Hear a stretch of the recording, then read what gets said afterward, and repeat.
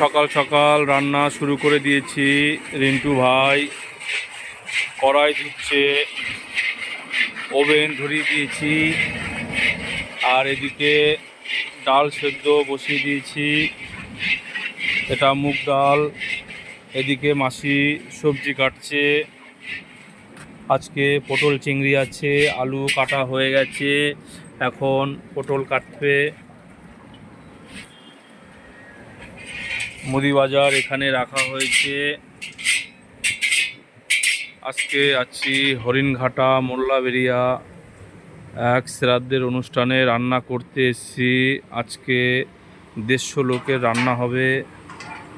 আজকে রিন্টু ভাই, আমি আর সঙ্গে একটা মাসি। এই মাসির বাড়ি হরিণঘাটাতেই।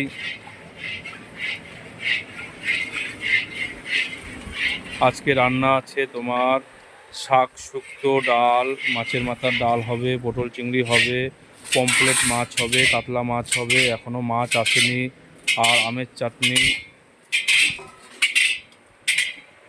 এখানে খাওয়া দাওয়ার জায়গা করেছে, এখনও চেয়ার টেবিল আসেনি। চা চলে এসেছে। এই কাকার বাড়ি অনুষ্ঠান।